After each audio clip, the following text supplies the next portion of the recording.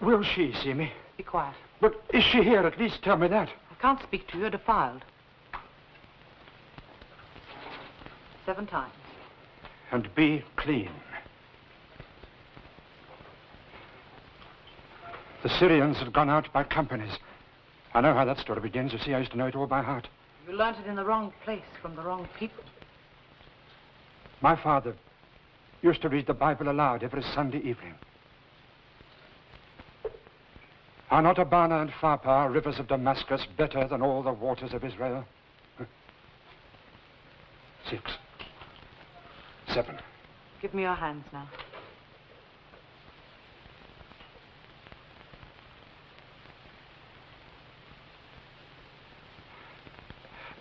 I've got to see her.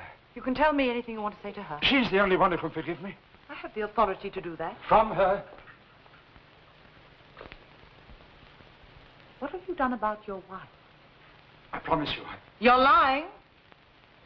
I was guilty when you came here begging me to let you in. It's got nothing to do with my wife. If you've been brought up as I was, my father, he expected me to live up to his principles. It is easier for a camel to go through the eye of a needle. Lying to yourself. It isn't the money that's defiled you. I don't feel it's wrong living with my wife. I can't be a monk. You don't have to. I live alone. Get rid of your wife.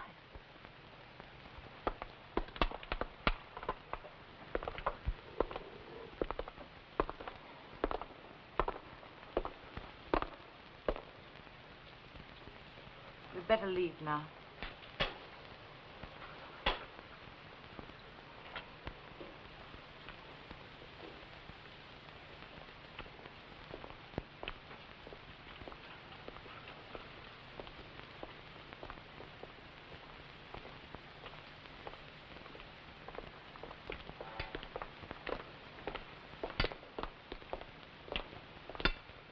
Get rid of your wife, or she'll never speak to you. She'll never forgive you. Get rid of your wife.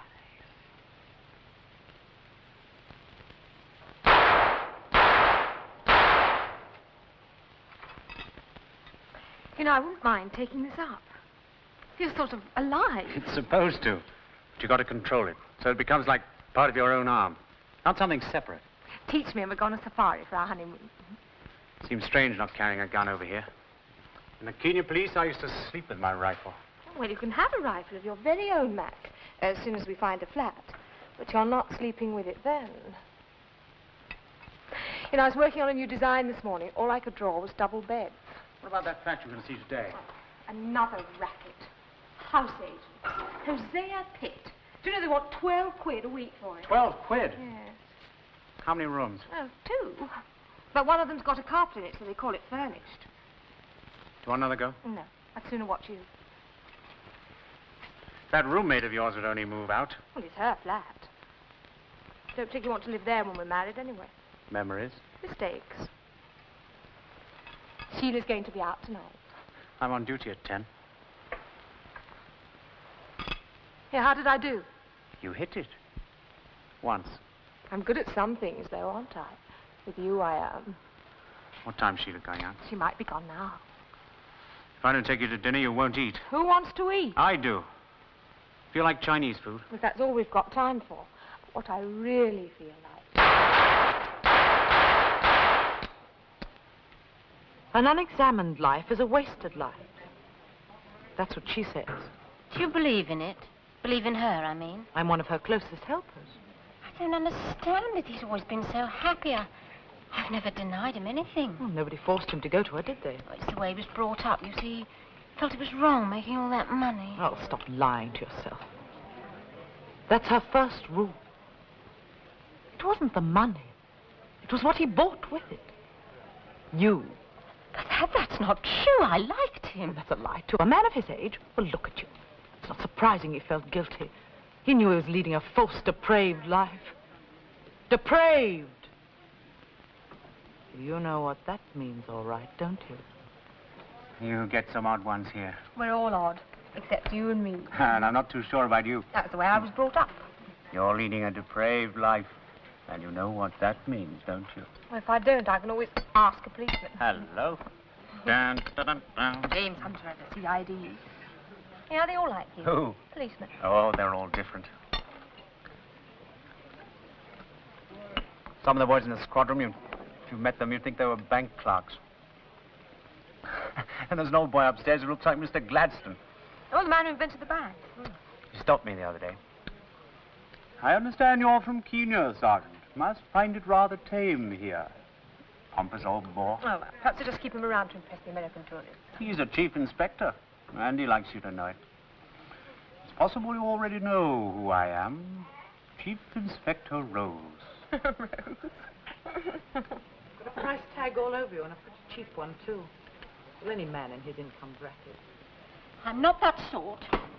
Shall I tell you what sort you are? You're a dyed blonde who isn't going to keep her looks for much longer. You haven't got much brain, but you did have the sense to realize that you were 25, going on for 30, working in a second-rate hairdressing salon, and you were getting frightened. Then you met him. You didn't like him at all at first, but he had a car, and he took you to restaurants instead of coffee bars like your other dates. Gave you the creeps when he touched you, but he was too prudish and fumbling to tell you what he wanted really. But it wasn't too hard to make him keep his hands off you. Bitch. It wasn't like that. It wasn't. You thought it was a scream when he told you he wanted to marry you. But then you thought, why not? You weren't likely to get any cushier offers. And it was better than living in a bed-sitter with a gas ring. So, you married him. And it hasn't been too bad on the whole, having your hair done where you used to work and showing off your new clothes. Well, you don't like to look at him when he's getting undressed. But he isn't going to live forever. And there's always the business and insurance. Shut up!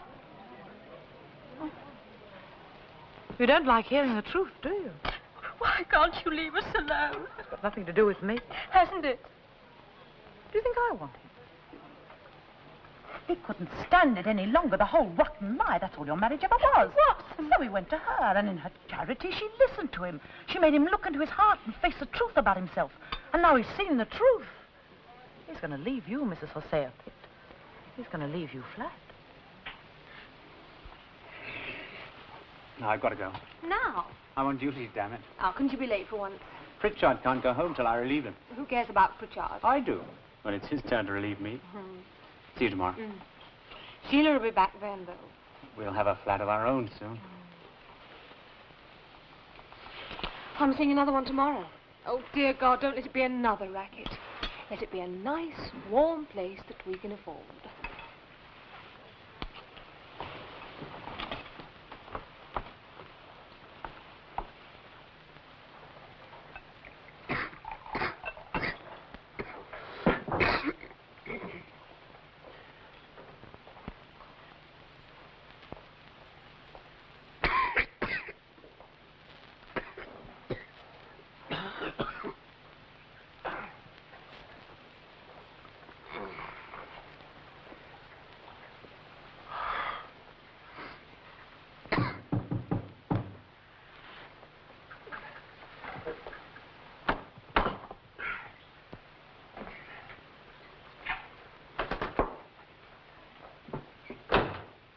Hello, love.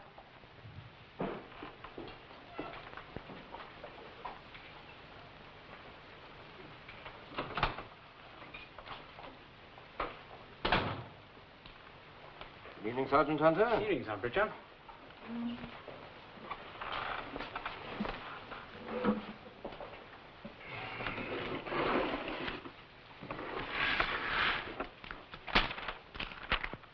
Anything special? Oh, very quiet so far. I don't know what's the matter with them all. No ambition, that's the trouble with criminals these days. Well, it can't be too quiet for me. I shall go around the bend if I have to sit here all night. You know, Sergeant Hunter, you ought to study something.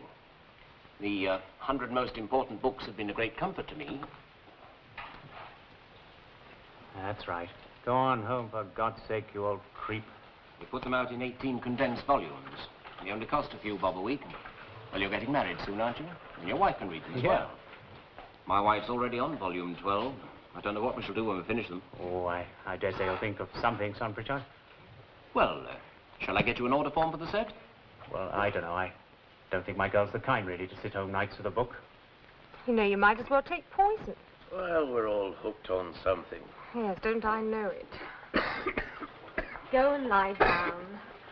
I'll heat your hot water bottle for you. Oh, you're going to make someone a hell of a wife. Oh, not you, thank heaven.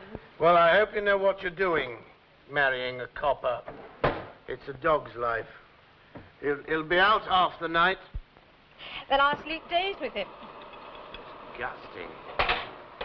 You're going to give up your job, are you, and live on a sergeant's pay? I've had enough kinks and crops and lame dogs in my life. Oh, like me. No, not like you. I used to fall in love with them. And you just mother me. No, I don't. I daughter you. Oh, my father image, love. You're not very good at that, either. Now, look, I am not an alcoholic. And my father would never admit he was. I drink because my liver's all shot and it hurts. And your liver's all shot because you drink. Well, you wouldn't give me a glass of whiskey if I was dying. We're all dying. Some of us are dying faster than others. Who's this? Yeah, let's see. No, that's she. Who? Yeah, she. That's what they call her. Her. She. Yeah, you know, the way they used to talk about Queen Victoria. She is not amused. She can only spare the press 5 minutes, Mr. Blaine. She's a fake. Well, how? Oh, it's one of those sects, the chosen persons. Only 9/10 of the important persons are women. And she's the big cheese. Chosen McDavid, she calls herself. Well, what do they believe in? Ruth, stop lying to yourself. That's her first rule. An unexamined life is a wasted life. Oh, sounds pretty sensible to me. You're writing a piece about her? What about the chosen persons? The whole thing is just another racket. Come on, Fred. Don't you believe in anything, love? Yes, I believe in going to Connemara. What? Connemara. Yeah, it's an old Irish story, I think. You see, there was this man, and he was packing his bags, and they asked him where he was going, and he said, I'm going to Connemara. And they said, you are going to Connemara, God willing. And he said, I am going to Connemara. Yeah, and so to punish him, God turned him into a frog and put him in a very nasty, slimy frog pond for 7 years. And the day he came out, he was packing his bags again. And they said to him, where are you going? And he said, I'm going to Connemara. And they said, you are going to Connemara, God willing. And he said, look, I am going to Connemara, or else I'm going back into that bloody frog pond. There's damn few of us will ever get to Connemara, love. Look, I didn't. I swear I didn't. I didn't do it. I didn't. I didn't. No! No! No! Oh, God! Oh, no!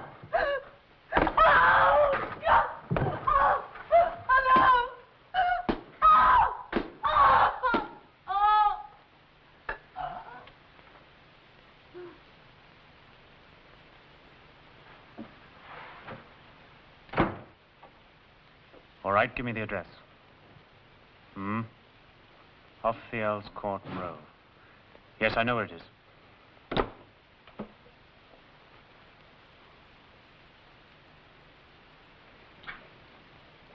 She's dead, Sergeant. Was the door open? No, I forced it. It's the woman from the restaurant. Oh, you know her. Right, you can go back to the car now. I'll take charge here. On the contrary, Sergeant Hunter, I shall take charge here. I believe you know who I am. Chief Inspector Rose.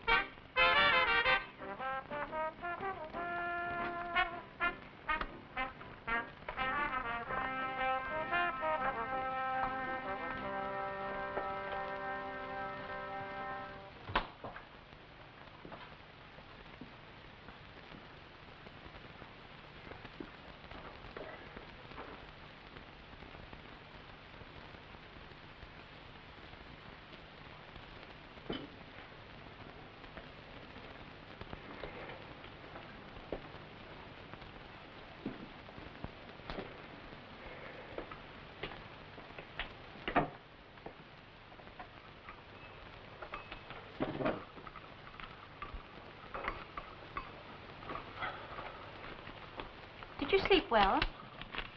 You were late. I heard you come in. Swallowed your tongue? Huh? I said, have you swallowed your tongue, dear? No. Aren't you going to kiss me? I suppose it would defile you if you kissed your own wife good morning. Fleur, please. Are you sure you're allowed to eat with me? Perhaps she's forbidden you to do that as well. What do you mean? Well, what would people say if they came here and saw all your things in the spare room? Thought you'd sooner be alone. That's a lie. Stop lying to yourself.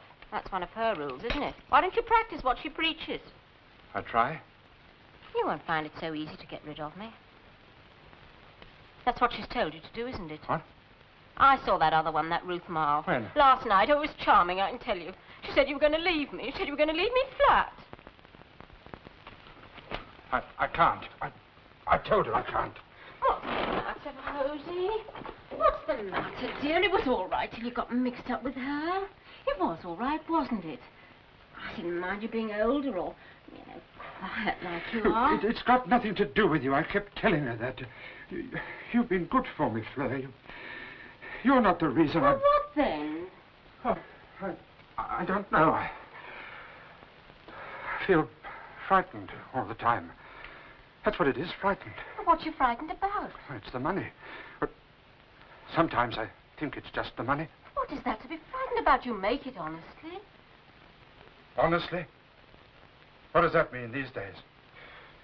When my father started the firm, but he had principles. Pitt and Company aren't interested in that sort of business. I can hear him saying it. But now, people cut corn as everybody does. You'd go under if you didn't. You work too hard.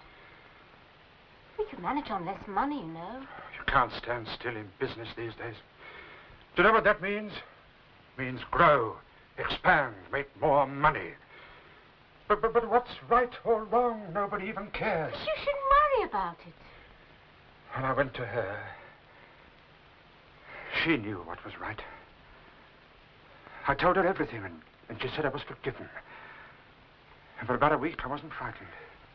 Not frightened any longer. Can you imagine what that felt like? Can you understand the relief? And then she started on about you, about leaving you, and well, I told her I couldn't. I couldn't. That's all right, Hosea. That's all right, dear. It's all this worrying about it that's upset you. All this silly worrying about what's right and wrong.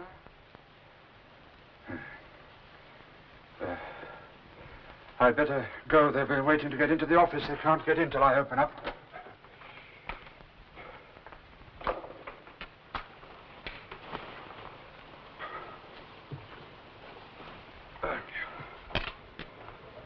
Where's your stick, dear?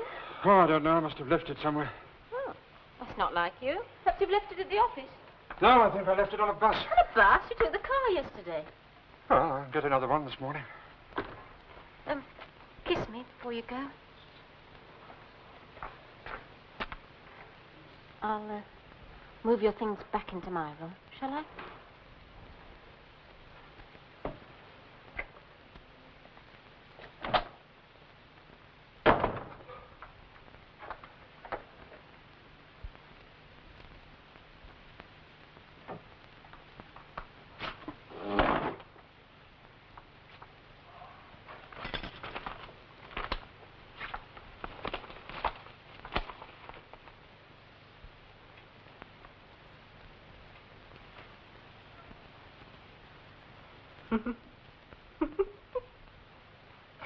The police are anxious to interview a man who was seen entering the building late last night. Described as about 50 years old, wearing a dark coat and hat and carrying a walking stick. So? Do you remember the two women that were sitting nearest in the restaurant last night? One who was doing the talking. Oh, telling the blonde the awful truth about herself, that one. That's the one that got murdered. Wow. I didn't recognize her. Still, I'm not surprised. Sorry. You can't think of anything she said. I don't think the blonde killed her. No, I think it could have been that man with the stick. She was beaten to death. Oh. I suppose you're used to it. Can you think of anything she said? Yes, one thing. An unexamined life is a wasted life. What about it? Well, nothing, probably. It's one of the rules. What rules? Well, it's a sect called the Chosen Persons. How did you know that? Someone was talking about it. Well, I've got to go.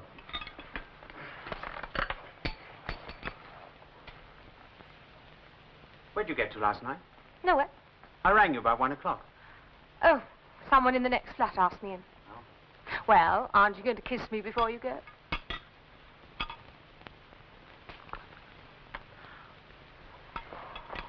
When you're a policeman, you're nothing else, are you?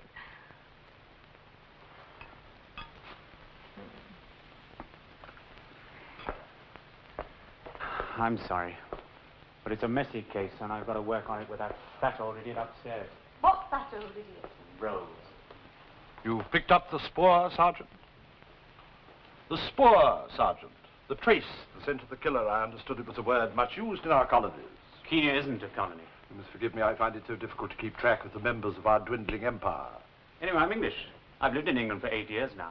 My congratulations to you. You have something to report, Sergeant? That Ruth Marl that was murdered last night, I think she may have been involved with an organization in South London. It's a sort of sect. The chosen person. Yes. And what have you found out about them, Sergeant? Perhaps you'd care to enlighten me. The head of the sect is a woman. Her real name is Shirley Grott, but she prefers to be known as Chosen MacDavid, understandably enough. Shirley Grott is hardly the name to inspire devotion. I think it might be instructive if we had a chat with Miss MacDavid. Right, sir. I'll go and see her at once. One moment, Sergeant. I said we.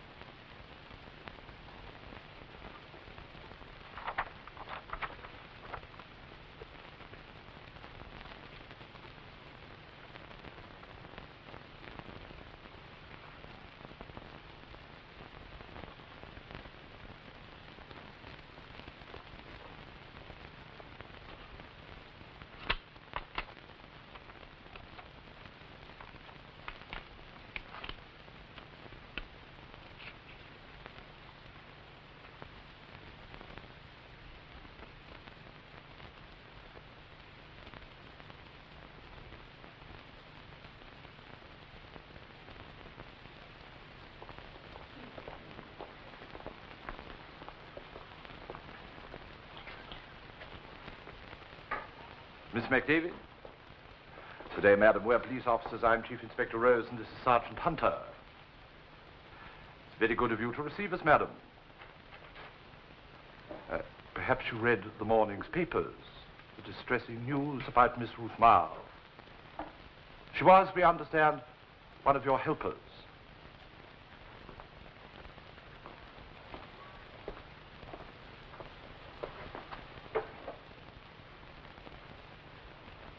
You're unclean. I beg your pardon. You're defiled. Your life is a web of lies, depraved. Madam. She cannot speak to you until you have cleansed yourself. Very well. Please proceed. 7 times.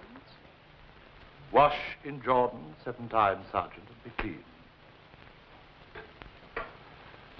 I'm afraid Sergeant Hunter echoes the sentiments of Naaman the leper. Are not Abana and Pharpar, the rivers of Damascus, better than all the waters of Israel? 4, 5. Since this is a purely symbolic ritual, I assume it'll be sufficient if my sergeant performs it for both of us. 7. Excellent, Sergeant. I trust that you are now a better and a cleaner man, likened unto a little child, as they put it in the Book of Kings. You've come about Ruth Marl's death. We have found evidence which indicates that she was a member of your sect. An ex-member. She'd resigned. I expelled her. May I ask why? Yes, of course.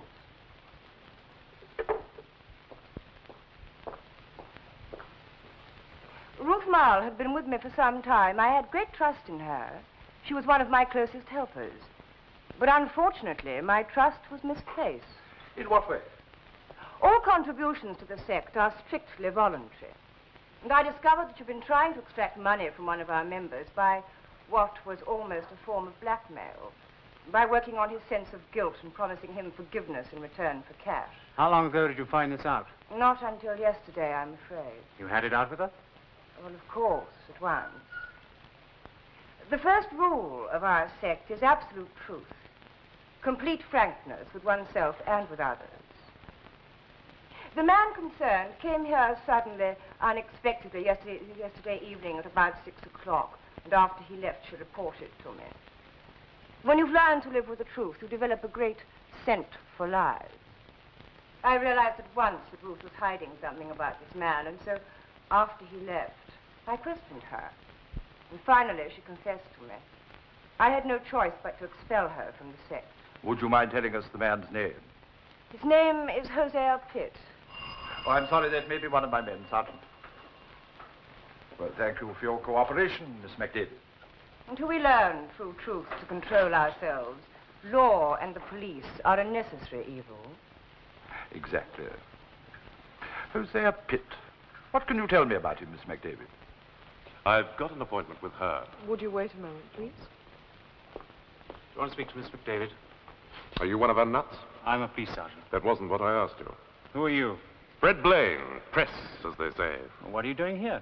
Is she assisting you in your inquiries into the murder? I asked you a question. Yeah, and I'm too old and too tired to answer it. Now, look, son, you cooperate with me, and I'll spell your name right. Fair enough?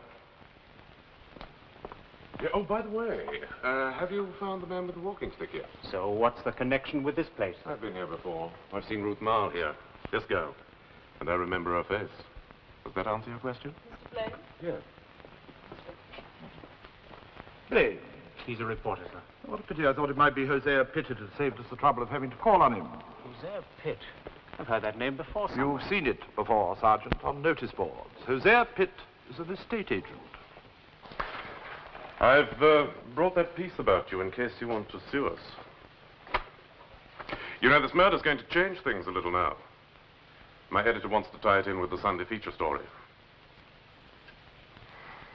All right, go and get the waters of Jordan, and let's go through that Mickey Mouse again. And then perhaps you'll tell me who killed your girlfriend. He didn't go out last night. What time did he get back from the office? Oh, about 7, and then he stayed here for the rest of the evening. Did you stay with him, Mrs. Pitt? Of course. No, you didn't. I've seen Mrs. Pitt before, sir. You had dinner with Ruth Marl last night at the Paper Dragon in Earl's Court. I didn't. I was at the next table. All right, then I did. But Hosey was here when I got back. Were you a friend of Miss Marl? Not me. I only met her that once. She wanted to talk to me, and I told her to meet me at the Paper Dragon. Why did you want to talk to her? I wanted to find out what they were like. They? Chosen persons, that old rotten sect as they call themselves. You knew that your husband was interested in the sect. Oh, she took advantage of him. He's a bit soft like that, you know, always worrying about what's right and wrong. Miss Marl was trying to extort money from him, wasn't she? Shouldn't be surprised. Shouldn't be surprised if they all were. Her, too, that chosen McDavid. If you ask me, that's all those fakes are after, really. You must have been most anxious to protect him from them. It's his money. Do what he likes with it, as long as it makes him happy. It was Ruth Marl you were trying to protect him from, wasn't it? She was after him for herself. She was trying to get your husband to leave you. No. She didn't mind telling you what she thought of you, either. How easy it would be to take him from you. No. She could never have taken me away from you. Nobody could. I don't know why I went there, really, to the flat. I wasn't after her. Not the way you think. I'm not that sort of man. Ask my wife. No, it was the thinking. Trying to understand why I felt so worried all the time. I wanted to see her, Miss McDavid. She was the only one who knew. Really knew. But Ruth said she wouldn't see me unless I left Fleur. I wanted to talk to someone. That's why I went to Ruth Marl's flat. I didn't mean to do it. But the thing she was saying about my wife, I did it. I killed her.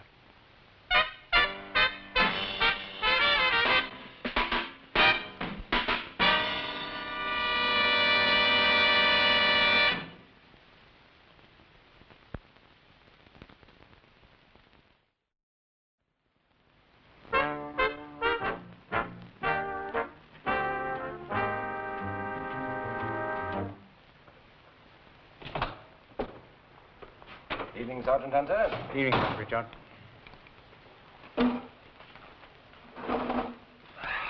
Was a nasty murder you had last night? Someone's confessed, thank God. Another day with old Rose upstairs, I'd have confessed to it myself. You got a statement yet? The great I am up there is handling that. Well, I think I'll leave you to your 100 most important books, Sergeant Pritchard. Yes. Well, I admit I shan't be sorry when I finish this one. Tough going.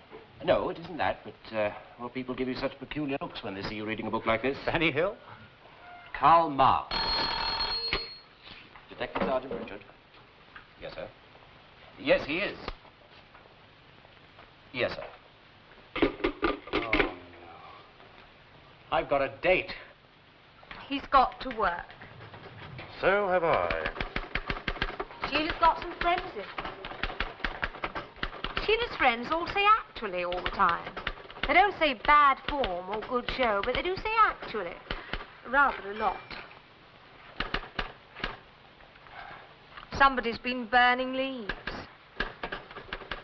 Don't you think it's the saddest thing in the world, actually, the smell of burning leaves? Actually, no. What do you think is the saddest thing in the world, actually? Hope. All those poor, simple clots who hope someone can help them. Are they like Chosen McDavid? Oh, she listens, she comforts, and she forgives them. The great, understanding mother figure. And all the time she's working on their sense of guilt, making them face the truth, as she puts it. Yes, but the truth about what? Their own depravity. Their animal natures. You know, there are very damn few men who don't have some guilt about their animal natures. Or women either. Oh, I don't. I don't think I do. And the worse she makes them feel, the more dependent they become on her. Until she gradually cuts them off from their normal lives altogether. She separates them from their families, and then she separates them from their money. On a strictly voluntary basis. Yes, it is sad, isn't it? Well, it's sadder than the smell of burning leaves. She helped me. I felt better, easier, as though she'd lifted a great weight from me. What weight, Mr. Pitt? Well, I'd been worried about the business. Oh, we were making money, all right, but my father, his principles, what he called his good name, was more important to him than all the money in the world. That was what he lived for, his good name and the chapel. He was a chapel goer, very strict. I mean, people like my father, they knew where they were. They knew what was right. Yes, indeed they did. It was awful when she wouldn't see me. Miss McDavid. That's why I went to Ruth Marl's flat. I did it. I'm guilty. You killed her. That's all I've got to say. Except that I feel easier now that I've made this confession, this statement. And I thank you for your consideration. There is just one point that you could help us clear up, Mr. Pitt. Of course. The weapon. You say that you struck Miss Marl with a walking stick. Not that stick. I bought that one this morning. A similar one to this. I always carry a stick, Inspector. I have arthritis. What did you do with the stick with which you killed Miss Marl? Did you hide it somewhere? I must have forgotten it at her flat. Thank you, Mr. Pitt. We'll have your statement typed out, then you can read it. In the meantime, perhaps you'd like some coffee or something to eat. I usually have a glass of milk about this time. By all means. Will you look after Mr. Pitt? Yes, sir. Thank you. You've forgotten your walking stick again, Mr. Pitt.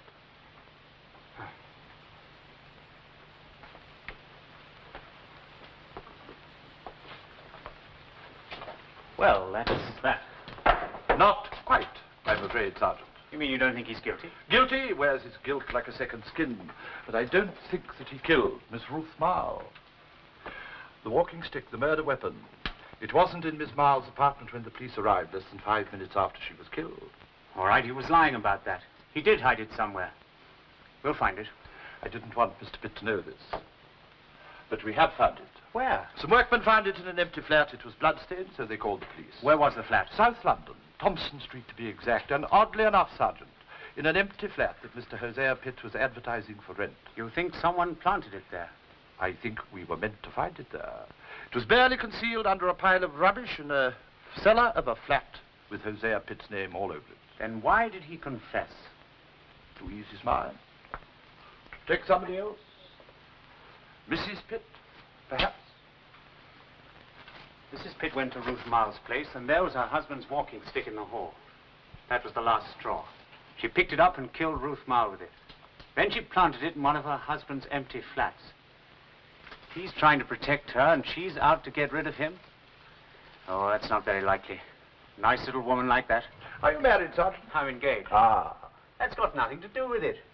I didn't think Mrs. Pitt was the kind, that's all. I thought she was rather pathetic. Then it might be worth our while to set a trap for Mrs. Pitt. Well, that should be easy enough. Really? All you've got to do is give her the good news. Tell her that we don't think Pitt's guilty, but we haven't found the stick yet. Proceed.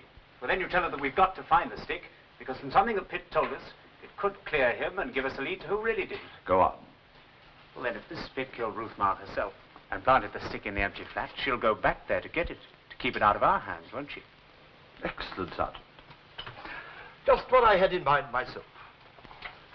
Well, off you go. You want me to speak to her? Well, I cannot think of a better envoy. You've already persuaded one young lady to entrust the whole of her future to you. You must have a way with women. Tonight. You may take a car.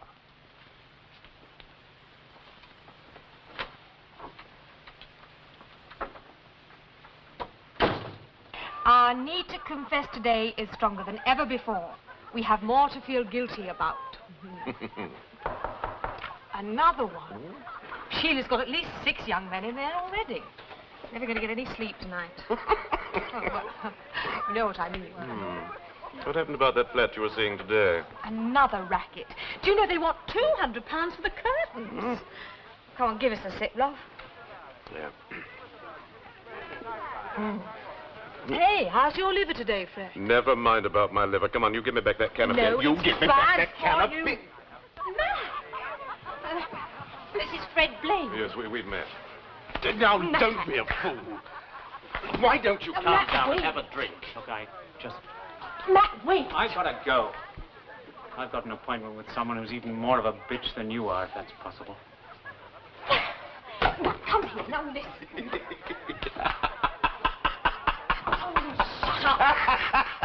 Have you noticed how young the policemen are looking this year?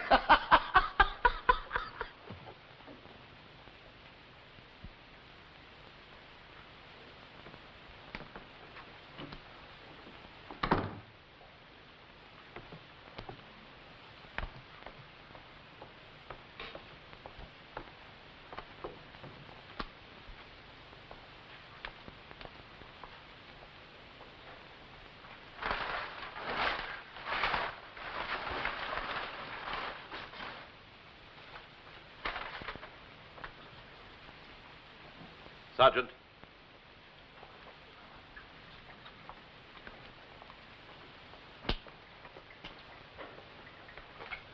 All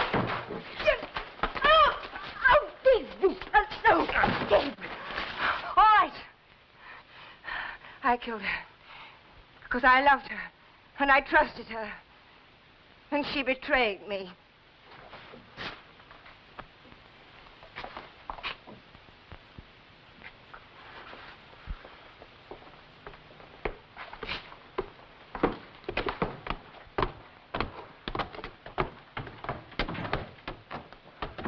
You disobeyed my instructions. I spoke to Mrs. Pitt, too. I gave them both the same story. About the stick. I told you I didn't think Mrs. Pitt was the kind. I bow to your superior knowledge of women. And I congratulate your fiancée. My fiancée? The young lady you're engaged to with such a perceptive understanding of feminine psychology. You're obviously bound for a very happy marriage.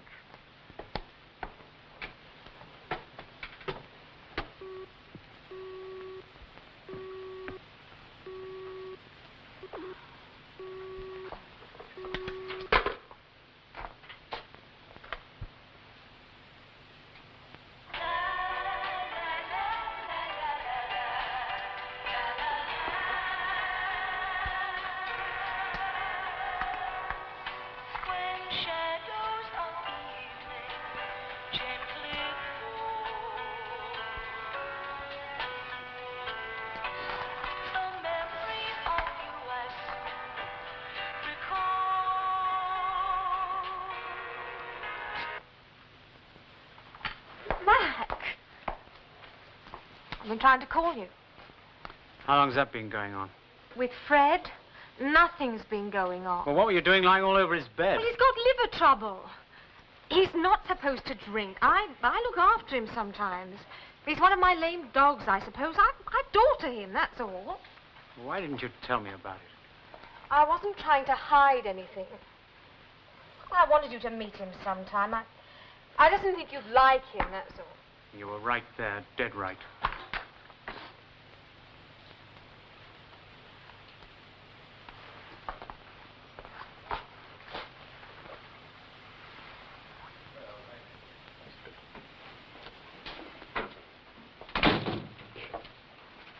I can't understand it. I believed in her. She shows you. You can't be sure of anything these days. Everybody's out for themselves. Nobody has principles. Fleur, I've been thinking. You shouldn't have. There's an American. He's the head of a sect, the Exclusive Brethren. He's very strict. I've been thinking I ought to join them, Fleur.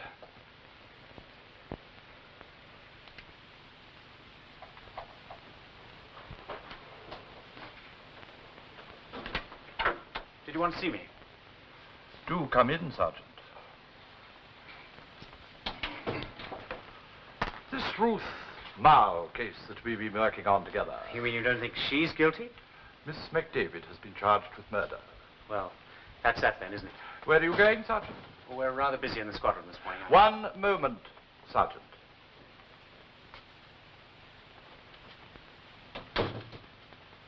I was going to say that I was quite impressed by your work on the Mile case. Thank you, sir. You may have heard that for some time now I've been looking for a likely assistant. No. You haven't heard that, Sergeant? Well, happily now it seems that my search is ended. This is where you hang your coat, and that will be your desk. There's a lot of work waiting to be done, Sergeant.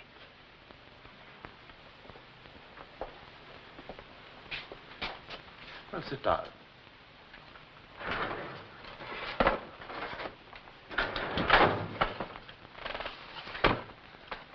But I carry on, Sergeant.